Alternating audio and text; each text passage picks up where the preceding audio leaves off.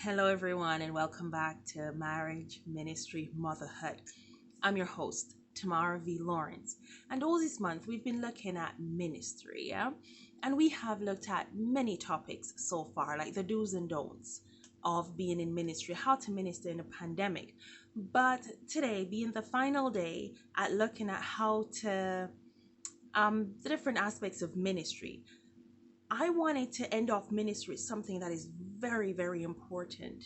Yes, as somebody who works with young people, I really, really know the importance of this topic because of what I see in them and what I know needs to be done with the wider community. Let me say it that way. So today I'm going to look at how to keep, or my notes right here, keeping children in the fold of our homes and in the church. One thing I know that we all have realized is that the children are leaving the church at an alarming rate. And for some, even though they're in our homes, they're not really there. For some of those who even come to church, they are such really bad examples of Christianity that is very scary.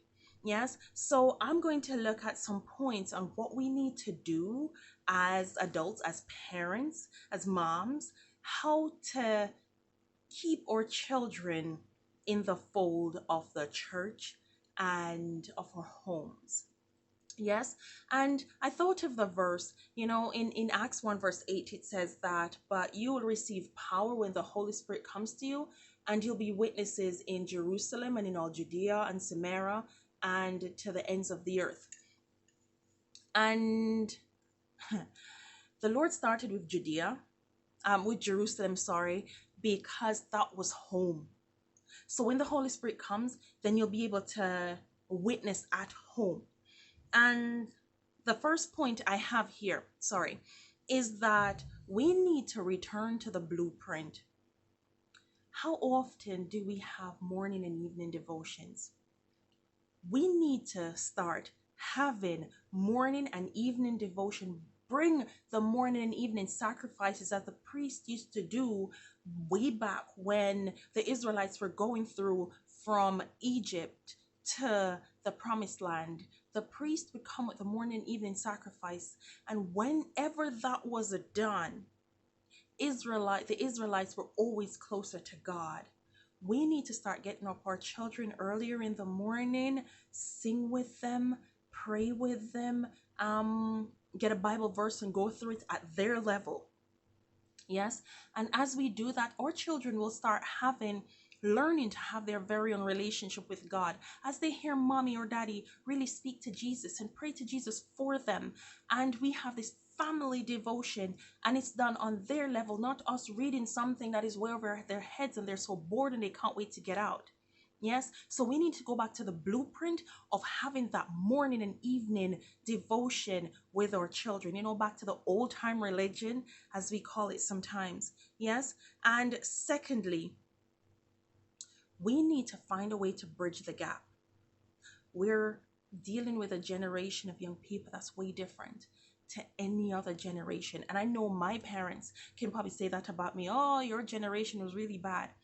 But because of technology, social media, we're dealing with a generation where the gap now is so huge. And it's not necessarily just the age gap of parents. No, we're dealing with a set of young people I have written here that they're so used to fast food, stories that disappear in 24 hours. And I can be in the heat of the Caribbean, and because of an app, I can take a picture as if I'm in winter somewhere. So our children have learned that I don't need to wait on anything. Yes, I don't need to get attached to anything because it'll disappear very soon, and I can't take anything at face value because I don't believe anything because everything can be fabricated. What a sad world for our children to be raised in. So what we're going to have to do to counteract that one is to fill our children's time with useful activities. We need to spend that time with our children so they're not putty in Satan's hands. Yes, and I know this works for sure, for 8 years, I've been working full time with young people in schools, in dorm schools where they're with us. And the school that we are, the children get the teens, they get their phones on Sunday for 2 hours and on a Wednesday for half an hour, just so they can get messages from their parents or something. And on a Sunday, when we have really good activities planned, I remember this boy, he said, "Oh, it's not fair that you give us our phones, but then there are these really good activities." Yeah. So then we have to choose between our phones and the activities. It was not supposed to be a trick. But what he was trying to say was, I don't need my phone, because we do struggle to get them to take their phones once they're useful things for them to do.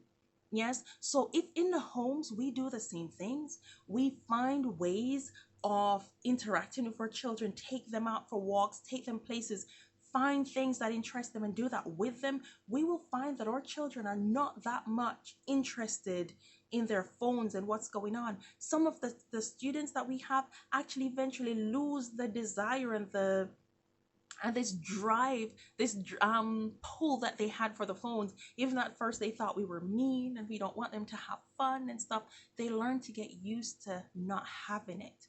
So us as parents, we have to find ways of bridging that gap by finding useful activities, so Satan cannot just use social media to wrap our children around their fingers. And that's how we can bridge the gap. So first, we need to get back to the old time religion, go back to the blueprint of having the morning and evening sacrifices with our children. We need to bridge the gap by finding ways of interacting with them, so that Satan will not get to use them. It doesn't mean we become teenagers. That's wrong. They don't want us to be teenagers. They want us to be their parents. Yes. And third thing I have is a tricky one. It's called remove the unwanted sons. Okay, and I'm not saying that, oh, I don't want this child, I didn't really plan for him and blah, blah, blah, let me get rid of him. Not that, absolutely no. But this terminology came in the spring when COVID was there and we couldn't have workers on the campus. So us as staff had to go in and do all the work. We had 6 huge greenhouses, yeah, 250 meters, really big greenhouses, and we planted cucumbers, and we had to do everything to do with those cucumbers. We dug the holes and we put the transplant them from the cups into the ground, and we tie the strings around them and put them up and put them on a crop. We did everything. And when we thought it was over, because yes, now they're growing, it's getting water every day and the heat coming in, so now we're done, it's just time for waiting to reap. No. The coordinator called us one day. We had work to do. What was that? He was not sure how to translate it from Romanian into English. So what he said was, we need to get rid of the unwanted sons. But what does that mean? He said that as the cucumbers grow, and tomatoes, same thing. Oops. I'm stumbling over. And the tomatoes, the very same thing, yeah? It is where as the plant is growing, yes, there will be some stems that start growing. Just okay, let me show you. So this is your shoot that's supposed to be growing, but then some start growing out from this side and growing out from this side, and what they do, they stunt the growth of the actual stem. And if you're not very careful, sometimes you will think this one growing out here is the real stem, and we've actually found where this one growing out on this side is what gets strung up and the actual plant get left. So when somebody goes there to break off, they break off the real stem that's supposed to be growing and producing really good fruit, and we're left with the unwanted sons that stunts the growth of the plants. Yes. And what I'm trying to say is, you have birthed your children, you've raised them, or you've adopted them like I have, and you're trying your best to raise these children for Christ, but unwanted sons keep coming in. Covetousness, envy, jealousy, all these things that we need to break away with. But then there are also these habits that they're picking up from social media, from their friends, from school, if you're not a homeschooler, every single direction, they're being bombarded with things that's breaking our children and stunting their growth. We need to find ways of breaking off these unwanted sons, and the earlier, the better.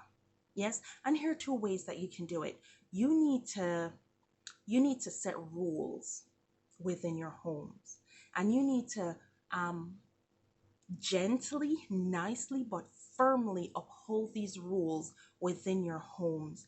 Children need rules. Yes, and you'll find that they need it as a part of their general well being, because without them, they start becoming uncomfortable. They don't know what to do. They're bored. They're this. And again, Satan gets to use them, and they're not sure what to do. But what these rules will do, it'll give them boundaries. It'll let them know that this is not what's okay and this is what is okay. And of course, most times when you give rules, the good things, the things that they see on social media and stuff, those are what it would cut out. So they would struggle a bit. So they will need us to find ways of helping them to do the nice things, to do the right things. Yes. And let me get my notes again. And the second thing that you can do is to teach your children temperance. Yes, when we give them the telephone on a Sunday, 2 hours, and on a Wednesday, it's not because we're saying we don't want you to have phones at all, but we teach them temperance. So they know that I need to do everything in my 2 hours on a Sunday and my half an hour on a Wednesday, and they get everything in. Yes, I'm not saying you need to do the same thing, but you do need to teach your children to be temperate in the way that they eat and the things that they do and things that they watch. So it's not like, no, you can't watch anything, but can you just do an hour today and an hour tomorrow instead of sitting down 3, 4, 5, 6 hours just on Netflix or whatever it is? And the final point I have here in how to keep our children in the fold of our homes and the fold of the church is to rebuild your very own personal relationship with Christ. Without the working of the Holy Spirit in you, just like how the Bible verse says that, and when, yeah, but you shall receive power when the Holy Spirit shall come upon you, and you will be witnesses. We need the Holy Spirit so that we are able to have that power to reach our children, to be able to bridge the gap, to be able to return to the blueprint, and to be able to remove the unwanted sons. We need the power of the Holy Spirit in our lives to be able to do any of that. Yes, so I pray that the Lord will help us to find ways of keeping our children in the fold. Satan is doing everything to grab them, and he's trying to chew them up. And he can't get to us sometimes, so he gets to our children, but we can counteract that. Yes, so I pray the Lord will help us as we do everything to reclaim and claim our children for heaven. If something in this program interests you, I pray that you will share it. I pray that you like, subscribe, and hit the bell, because there's so much more as we continue this journey in marriage, ministry, and motherhood. My name is Tamara V. Lawrence, and I'll see you again next Sunday. Bye.